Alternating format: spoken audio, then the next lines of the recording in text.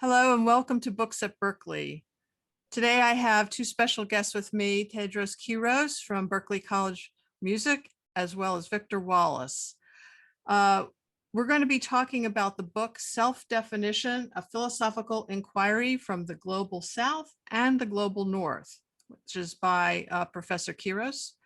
And Professor Kiros has been with Berklee a number of years. He is a leading authority on moral philosophy. And we're going to be talking a little bit about that in light of with this book. And he is leading voice in African philosophy. And both of those are combined in this book. I see that Self-Definition, this book, is a kind of a reader's guide, if you will, to the literature on the topic. You give a lot of very nice overviews and summaries of the literature on the topic of the self, philosophy through times, through the lens of gender, sex, and race. And each chapter seems to summarize and build briefly on the ideas and explain the philosophies of each of these different writers and books over time and through the different eras. Especially he started with a reader's path through understanding the history in ancient Egypt, India, and China, and brought us into the modern day in a very nice way that includes so much. And then also what I found very important for many people is that this philosophy and understanding of philosophy being based in African philosophy, not just Western philosophy, or Western philosophy having its teachers and its mentors in African philosophy. And so it takes the reader on a path of understanding of the history, background, and scope of thinking about the self or understanding of the self. Professor Kiros attempts to relate efforts of Eurocentric modernists back to these ancient cultures and reinvigorate the possibilities of being human without the boxes of the ontologies driven by Eurocentrism, it seemed to me. And he gives us three constructions: imitation, modeling, and construction, in order to have ways of seeing. So I was going to ask you a little bit about this philosophy, and I came across this quote that I thought we could start with, that people, as a jumping off point, you said in the book about self-definition, the authentic choice does not necessarily lead to happiness, to a life without disappointments. What matters is that the self has freely chosen with situatedness. And I was wondering if we could start with those ideas as a jumping off point and then take it from there. And we also had some ideas that Professor wanted to talk about as well. That is incredible. I love the beginning. You took me by an entire surprise.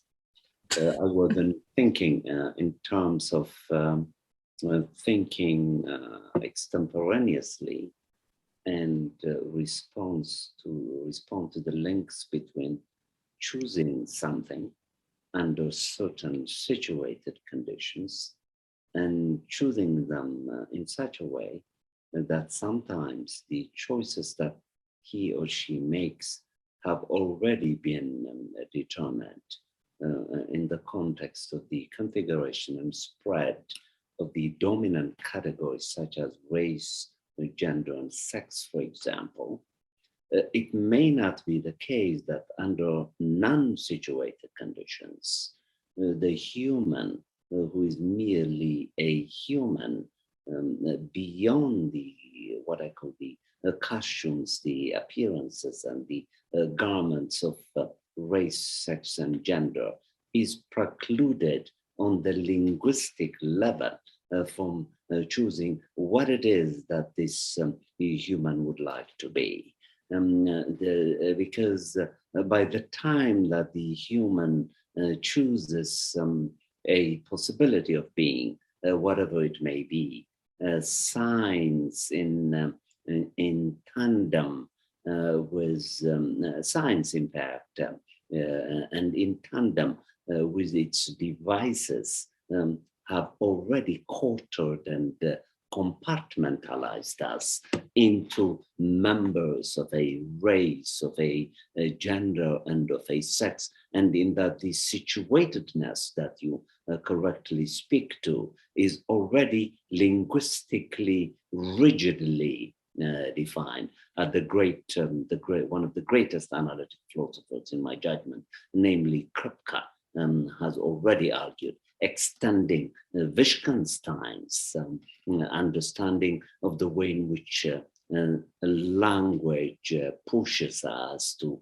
form ourselves, to define ourselves, as if these definitions of the self that we have made our own are nothing more than uses, really, which could be otherwise. But that science has already now precluded the possibility of looking at uses as nothing more than uses. Instead, they become rigid designations of maleness, femaleness, raceness, classness, and so forth and so on. And so there is very little space left for the self to choose itself to be a male, a female, a black, a brown, a green, because the self is now already situated. That is a very long-winded way of responding to a very smart question. And I hope I haven't failed you. I had to think through it as carefully as I could. Well, you know, it struck me that a lot of what you talked about just now, where things are imposed on people from outside rather than the choice of the individual learning about the world and then making choices. And so a lot of the question that I had was about free will and how it intersects with identity and self and the definition of self in a world where there is all of this outside pressure coming at people from a very early age, whether you know, in a good way, from our parents trying to help us become good people or what have you, to other things and belief systems, custom, culture. We are all growing up not in a vacuum. We're all growing up within, inside of a culture. Go ahead. Indeed, no, indeed. Once again, I'm being philosophically scintillated to think as deeply as you could, precisely because of the way you're framing the questions. You're quite right. Let me take you now, if I may, to ancient Egypt. And I would like to, with your permission, Judy, to share an image of this. Let me take you, be patient with me as I work this out, because this is the first interview that I'm giving on self-definition since I wrote it. So it's raw and fresh in my mind. Okay. So let me work through it. Thank you. Here is an image of this philosopher, which comes from one Egyptian text from about 2050. Imagine. This is almost 2,000 years before the birth of Athens and the Athenian philosophers. And what I loved about these Athenian philosophers is their incredible confidence. They were curious philosophers. For them, traveling to Egypt, which used to be called Kemet, and the major portion of it was Ethiopian, because Ethiopia had briefly conquered Egypt. So at the time during which this issue is being raised, there was what is now called Kemet. And within it are these priests, opulent priests, very rich, who have time to look at the stars and think about the origin of the universe, the meaning of human existence, so forth and so on. So here you have an image of this philosopher who is trying to figure out what he is, if he is anything at all. whether or not he or she or it, whatever the case may be, exists, and the conditions under which this self exists, which then gave rise to this philosopher to hypothesize when the philosopher is thinking about the origin of the universe, that there is what this Kemetians called nun, N-U-N, which is a quasi-materialist something. It is dynamic, it flows, it is composed of infinite movement that cannot be restricted to time and space, because time and space are temporalities that infinite consciousness has created, and in that time and space themselves would not be understandable if they are not relegated to the sense in which this infinite consciousness must have brought them into being. And this philosopher is now, for the first time, thinking about the origin of the self. Well, the philosopher contends the self emerges out of this quasi-materialist something, which is water-like, but not exactly water. Because to argue that it is water, it commit yourself to it, to look at it materialistically as matter. But it isn't really in the mind of the philosopher. It is water-like, but it is really not water. It is unlike water, but it shares, as Wittgenstein would say, family resemblances with water as a substance that flows, so forth and so on. Now we get an image of the self now that emerges out of this known, which is not situated in anything, because for the first time it is beginning to situate itself somewhere. And in that, when this self emerges, Judy, into the limelight, as it were, we don't know exactly what it is. Is it a male? Is it a female? Does it have a color? What is it exactly? The philosopher asked this question. And then all of a sudden, Judy, when the self emerges, the first so-called Kemetian god by the name of Atum Ra suddenly gives an image of itself as male. This is sudden, because it could also be female. It could also be a combination. It could also be something else. But then all of a sudden, arbitrarily, Atum Ra designates itself rigidly, as Kripke would say, as male. This is the beginning of humankind. At this Egyptian philosopher who gave us the idea of philosophy thinking. Because philosophy, as we know it now, the documents are conclusive, emerged in ancient Egypt. There is no etymology for the word philosophy in Athens. Now, there is a word called sabe, which means to be instructed, to be enlightened, that shares a family resemblance with the idea of philosophe. The philosophe is someone who is getting instructed, who is getting enlightened, because he or she or it wants to know. So here we have an image of the thinker in despair, as I have tried to call this thinker in other interviews that I have given, that is trying to figure out the meaning of life, the meaning of existence, and the nature, the ontology, a fancy term, of that first human cell that emerged out of known, that this Egyptian god, Atum Ra, masculinizes for the first time. And then to synthesize this with the idea of situatedness with which we began, namely the first question. Atum Ra, for the first time, is now situating this self in masculinity. But I argue in self-definition this choice, to use the idea of free will, if there was such a thing that the philosopher has chosen, is very arbitrary. But we don't leave matters there. For our purposes, because the Egyptians were the first scientists also. For them, science and religion were inextricably intertwined.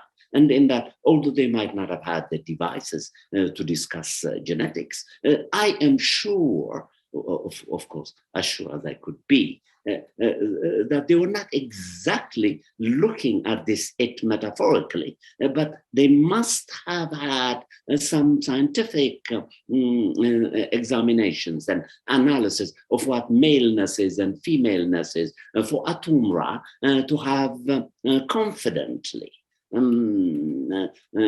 chose to present itself under ideal conditions as if Atumra is male. For me, this is where the first designations and functions of something like race and sex are playing a major determining role, which becomes very determining for everything that followed later. To use Kripke again, once Atumra presents itself as male, then this idea of maleness becomes a language that would function as truth in all possible worlds. In all possible worlds, as Kripke put it. But the number of possible worlds is so infinite that this particular conception of maleness that becomes rigidly designated as if it could qualify to be a fact, a necessary fact, a source of truth for all possible worlds, is not the case, because there is only one world, the Egyptian world, in which this particular designation is working. But language now, in tandem with science, attributes rigid designation for maleness and fluid, for femaleness and race across a long stretch of time. Again, this is a very long-winded response to a concrete question. So this history and these designations and this creating situatedness is such a long history of humanity in terms of what we know of the history of humanity. Victor, I'm wondering if you had any comment about that in terms of this idea of self coming out of cultures that created situatedness as part of their worldview. Well, I entered this Zoom purely as a listener. I wasn't thinking that my opinion would be sought. I have a quite different approach to these issues. I reject the idea that one's self-definition is circumscribed by these categories of gender and sex and race. I mean, this is a very limiting way of defining what one is. And I think it's important to recognize the historical ways in which people began to think in terms of race in connection with conquest, because race is not just certain physical traits. What makes it into race is the notion that the physical traits imply a whole combination of other characteristics. Otherwise, the racial, the differentiation on the basis of skin color or hair texture or facial features is insignificant. I mean, it's not what defines our character. So I have a totally different approach to these questions. But I came on this as I stress just as a listener, and I'm a listener too. So anyway, to me that's the problem. And the question is now that these traits are becoming essentialized now, and the whole idea of accepting race as a category of definition is a fundamental problem that we have to get away from. We have to get away from the idea of thinking that race is an objective characterization of a person. No, a person may be characterized by all kinds of qualities, and superficially by certain physical traits, which differ greatly from one person to another.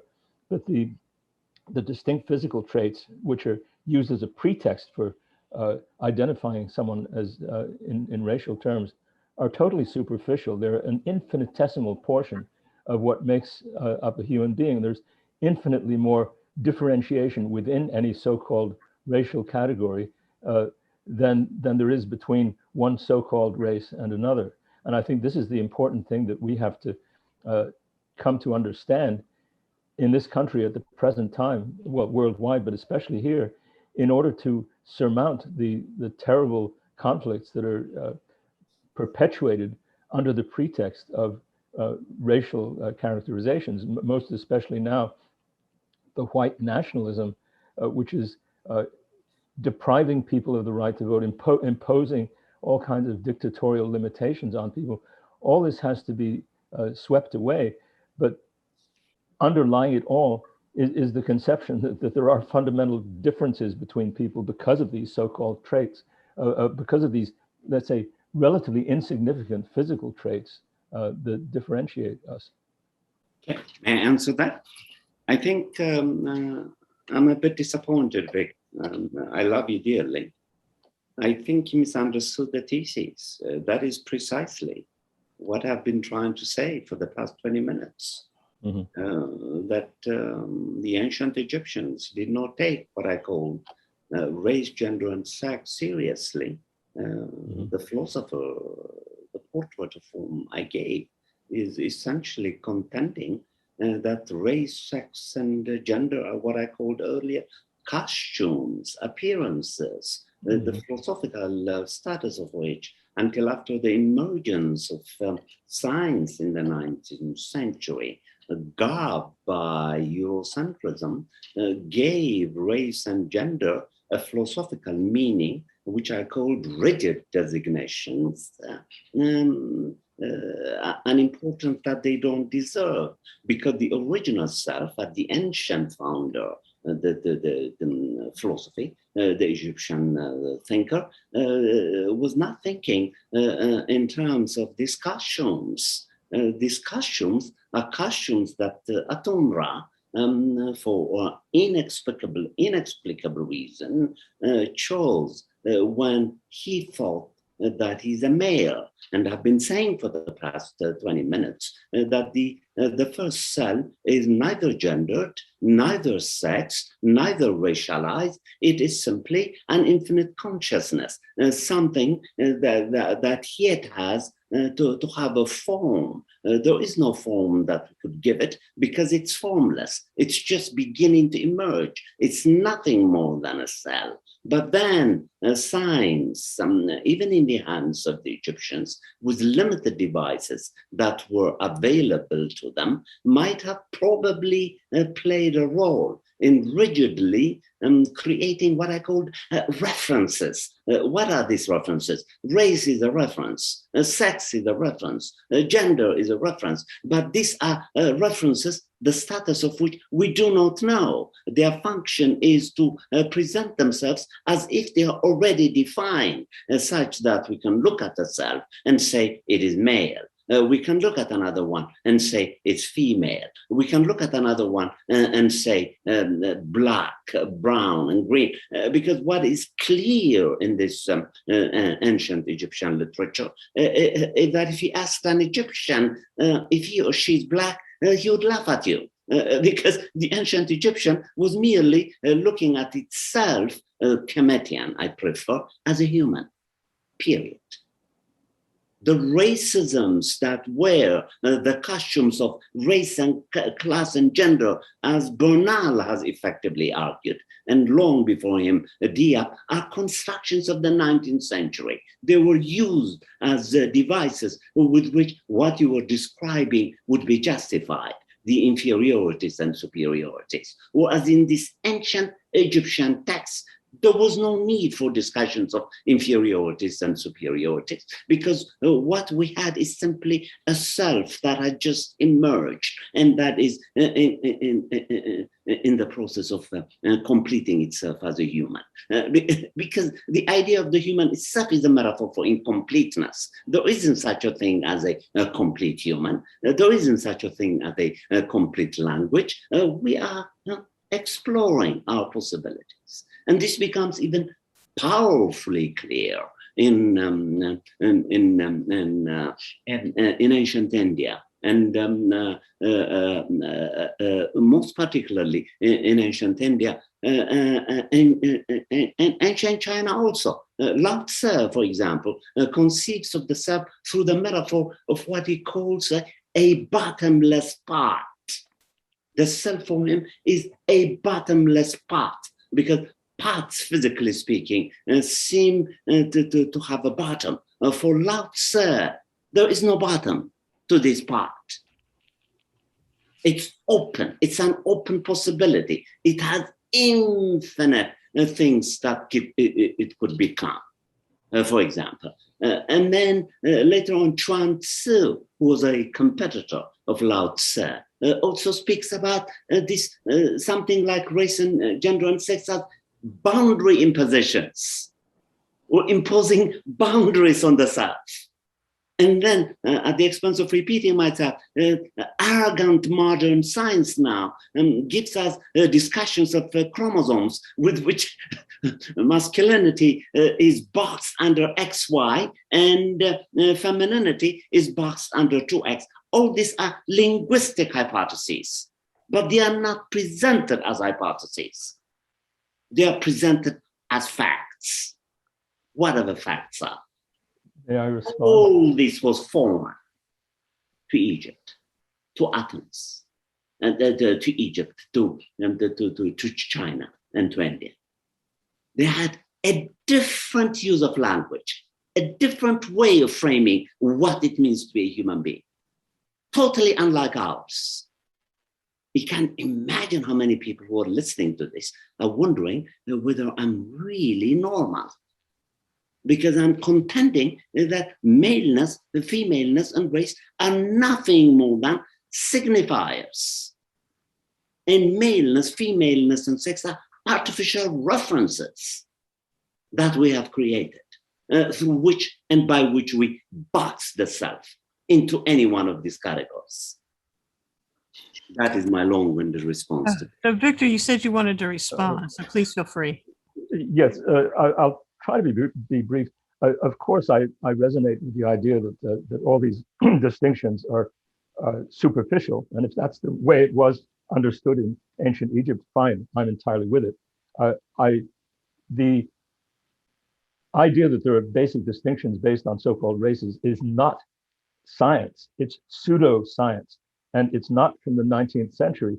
It was part of the agenda of conquest that was carried out in the 15th century, and it was formally introduced into legislation in the colony of Virginia in the late 17th century, where they defined someone as a slave in terms of the skin color. And so the whole ideology of race, it has a historical basis that is important to keep in mind. And I think as for the sex distinction, I mean, this is something we've talked about, but there is a biological difference between male and female, which is of greater significance than the differences of traits like skin color and hair texture and so on, which is not to say that it means that one is superior to the other, far from it. That's the historically imposed characteristic, which, as you even suggest, may have existed already, certainly in Egypt, when they defined the male as the primary focus of orientation. But the point is that we have to get away from the idea that we as individuals are defined exclusively by our sexual or physical traits.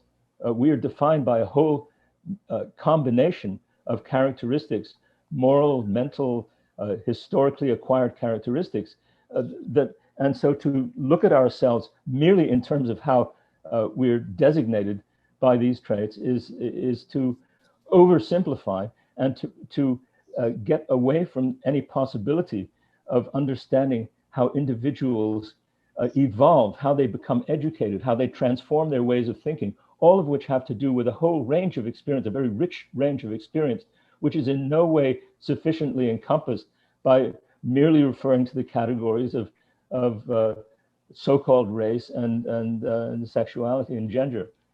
So that's my point.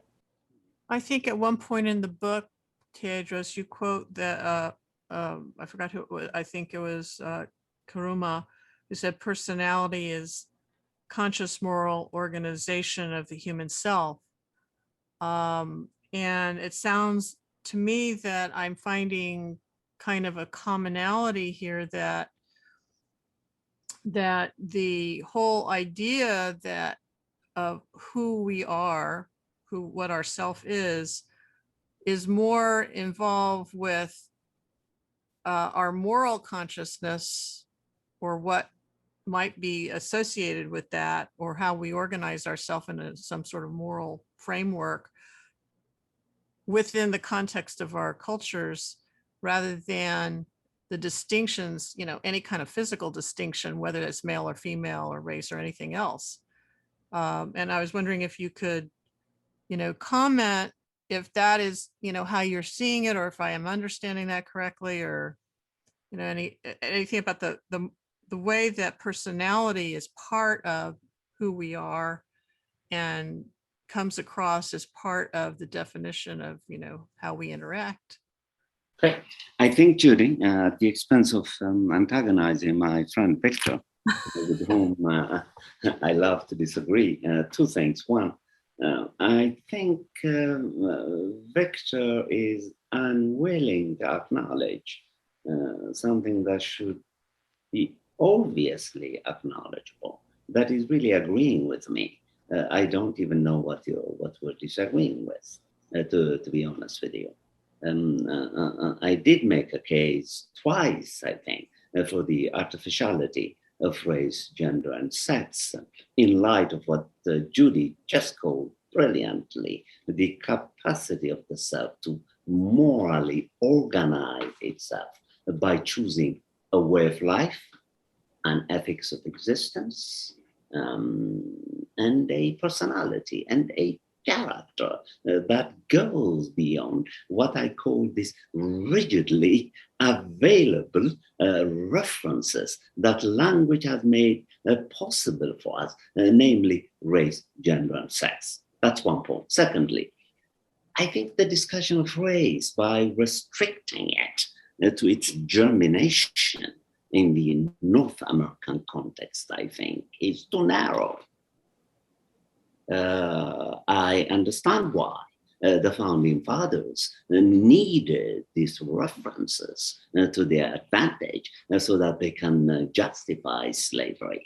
But I think we make a grave mistake to impose on other cultures prior to the needs of the American founding fathers, whom Victor thinks were also doing something similar. I think they were playing, to quote Wittgenstein again, two different language games.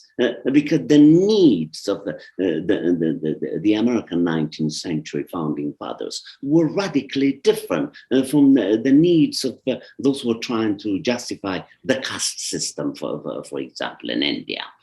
Or endangered slaves in Egypt. Their references were radically different. The references of the American 19th century is explicitly racist. We cannot hide that. And it is specific to American history. We have to be very careful not to go beyond that and try to ground it as if it is a necessary behavior in other cultures and traditions. This is my second response to Victor. I just wanted to say, though, Teodros, in response to what you just said, the 18th century or even earlier Americans and 17th century came from someplace else, and their ideas and how they viewed people were transplanted from Europe. It wasn't just only in the United States that these ideas occurred. although I would agree that there has been a special development that's even, in many ways, so much more egregious, and certainly in a very egregious, cultural development that happened on these shores that has to be corrected. But I wanted to talk more about the self and how you felt that one part of your book shifts into discussion of race and overcoming how people have been so oppressed and imposed upon with these outside definitions, certainly in these negative and oppressive views from the outside, and how that's affecting people's ability to develop fully their self, full potential, and fully have their freedom to express themselves and see themselves as fully human, and how this oppressive culture being imposed on people for so long, is having an effect. And I think the last part of your book, you spent a great deal of time, going through the various philosophers who've examined this kind of racist thinking and what it's doing to people who are opposed to that racist thinking. I appreciate that, Judy. The interview would have been incomplete if you had not given me a chance to reflect on this. I think you nailed it. That's exactly the point.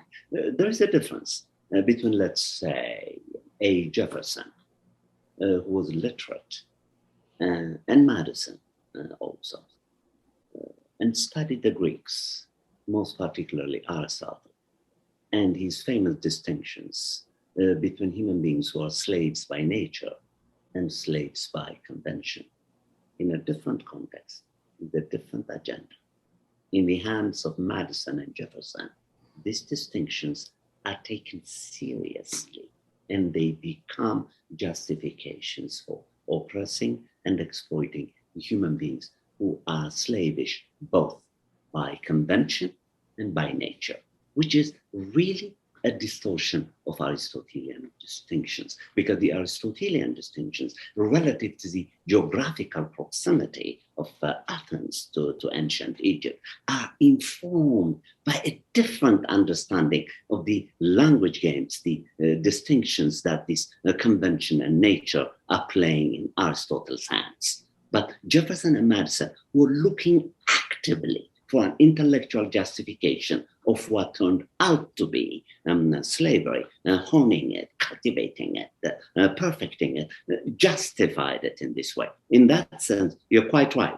And so it's one thing for these intellectual founders of the American constitutions to have been actively looked and found allies in ancient civilizations. And this instance, Athens, to make Judy's claim right, that these distinctions that became prominent in American discourse did not come out of thin air. They came out of a particular distortion of a tradition in Athens, most particularly Aristotle's distinctions. That's one thing. Now, the point that I tried to develop in the book, Judy, through which I began forging a friendship with you at this community conversation that we met, is a response to these impositions. These are impositions, and there are no available empirical justifications that could say that each and every American, because he or she is exposed to these distinctions, has freely made them their own. I am convinced that that might not be the case. So when we use the term white supremacy, for example, we have to be extremely careful to restrict it to those individuals who have positively responded to these distinctions, this language of inferiority and superiority, and conceive of themselves as privileged. But there are those individuals who are keenly aware that they could make choices of those kinds, but that some of them don't. But the dominant media does not expose us to these possibilities of choosing a sense of what it means to be human, which remind me of the kind of choices that Atum Ra could have made in ancient Egypt, which he didn't. Instead, he chose maleness as a device of a moral organization, organizing his understanding of what it means to be a human being.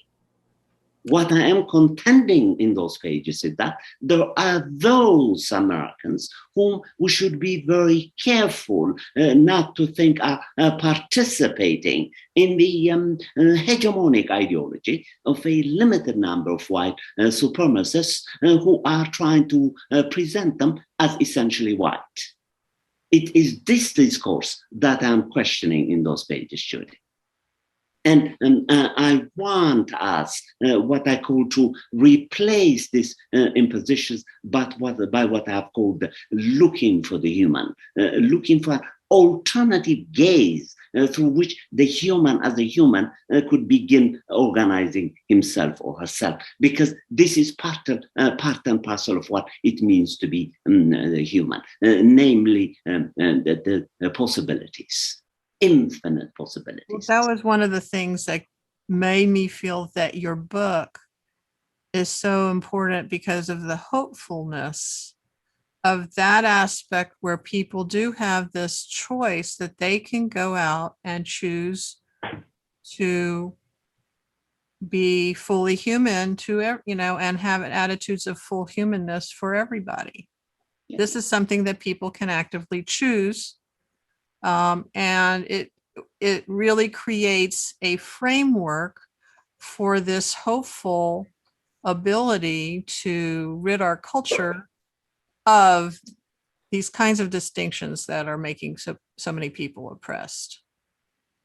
Exactly right, Judy. This is the thesis for which I'm arguing.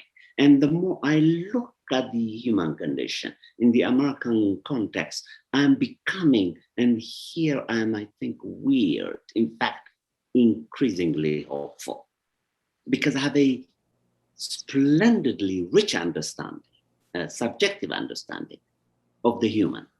The human is not to be reduced to these references, as they call them, these rigid references that science has given us, that give us the impression that we can only be males, we can only be females, we can only be blacks, whites. I think this is stupid. And it reduces what it means to be a human being to a level of stupidity that does not dignify us. I think our possibilities are infinite, but Judy, it's hard work. I have to be vigilantly open to this possibility every minute of my existence as I'm interacting with each and every human being. But you have to really be involved with yourself in a positive way and ask the question, am I being a good human today? We cannot simply leave this to a bunch of leftists writing columns in the New York Times and continuously telling us what we could be and what we could not be. We are not privy to these possibilities that are buried inside human beings, because we have already rigidly defined what it means to be a human being. And in the American context, Judy, you can imagine how foolish some people are going to think I must be for me to take this possibility seriously. Because every time you open TV, every time you read a column, it's all about white supremacists. This language is restricting our possibilities. And it's not enough to think that we could fight against it by developing half-baked social movements. That social movements are necessary? Yes, they are. And here I agree with Victor. But I think in addition to social movements, we have to encourage human beings to take themselves existentially seriously and work at themselves to be fully human. Very much like that informal conversation that we had, Judy, about this book that you're reading about the tree. Yes. It is a powerful metaphor. The human is like a tree. We can share. It is not the case that these references that we have created, one of which is a competition, necessarily defines us. The data is not clear. This is only the data that those who are rich and powerful are giving us. But humans, I think, are much richer than that. But we're not even giving them the benefit of the doubt because we're rigidly putting them under race, gender, and sex, and most particularly in the American context, this idea of white supremacy that has become so dominant that we think that each and every American is a supremacist of some kind. I think this serves the interests, as Victor would put it, of capital.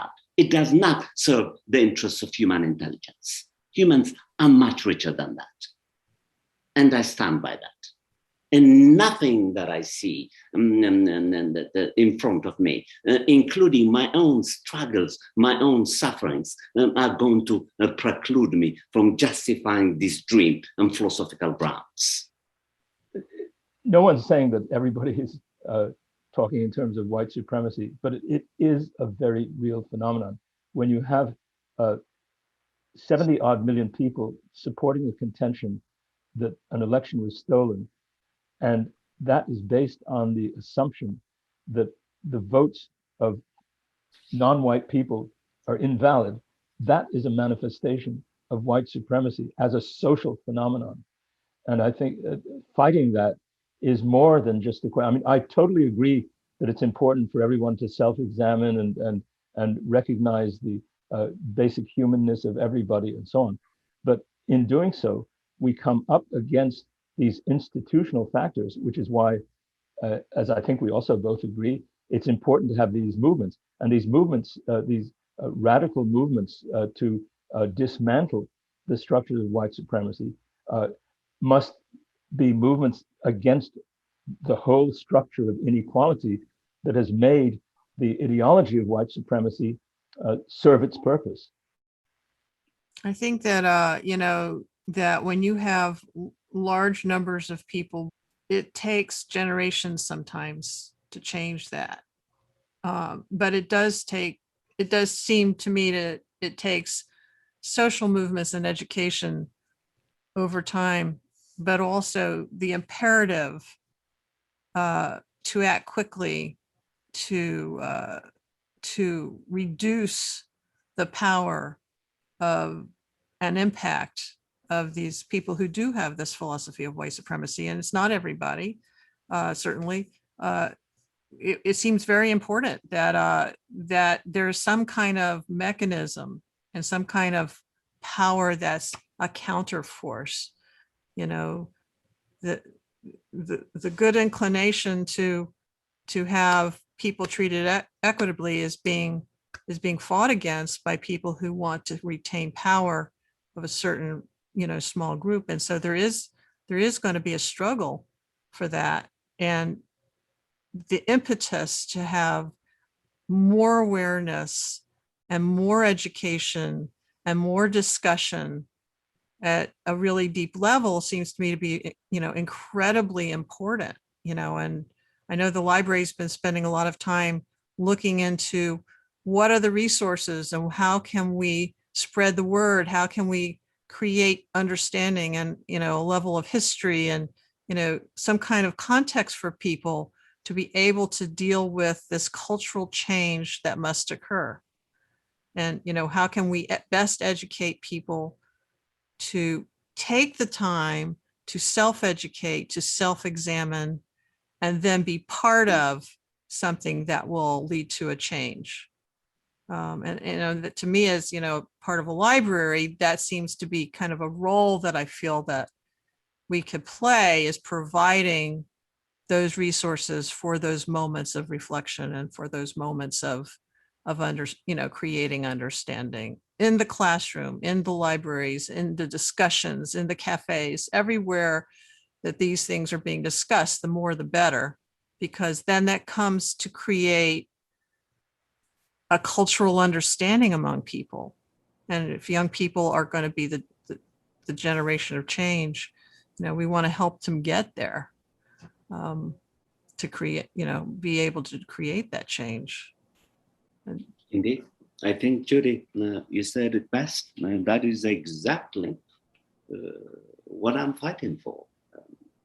To speak experientially, there is a course called Africana Philosophy that I have been asked to teach both at Berklee College of Music and also Harvard University. I can't tell you the excitement that I sense in my students at both these institutions when I expose them to what I call alternative literature, namely the contributions of the global South. That's what motivated me to write Self-Definition. That knowledge in the classroom, in addition to encouraging them to protest, to march, and be part and parcel of social movements, for me, is that enlightening moment. If critical race theory has to make a case for itself, it is this case, namely that the literature that surrounds the role that this artificial referent called race has played in American history has to be part and parcel of curriculum, so that individuals would at least know how they came into being and how they were imposed on. For me, the ultimate liberator is knowledge, critical self-knowledge. And Judy, you said it best, libraries, universities could play a major role in making it possible for us to teach these alternative courses freely, which we are not doing. Well, I'm hoping that people will be able to go on to YouTube or other social platforms and see discussions such as this, and get your book and read that, and have a place, other places that they can start this process. This has been an incredible discussion. I really appreciate you contributing, Victor. And if there's anything that you would like to close out with, either of you, and then we would close our discussion of this book on self-definition. And Professor Kiros has written many books to help with understanding in moral philosophy and these other issues that can help people to have an understanding of themselves and how they fit in the world and so on. Did either of you have any other comment you'd like to make? I think I have been sufficiently loquacious, and I don't think I'm capable of adding something more to what you yourself said prior to what you just said about the role that libraries could play in the dissemination of alternative knowledges. And critical to that project is what I've called the project that goes beyond being a leftist, a rightist, a Democrat, and a Republican, namely the moral task of critical, honest self-examination. Viewers can get your book in our library, and they can go to the library at Berklee, the Berklee Library website, and we'll provide the link to that. So you can go to the library if you're in the Berklee community and read the ebook that Professor Kiros has written and has launched this great discussion. I really appreciate both of you coming today and going over all of these issues. It's so critical to our time and so relevant to the community that we're living in today. Thank you so much.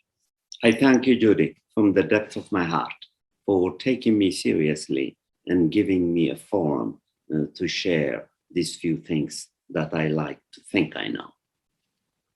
You're welcome. We really enjoyed having you. Thank you so much. Thanks for inviting me too. Thank you. Thank you, Professor Wallis. Bye.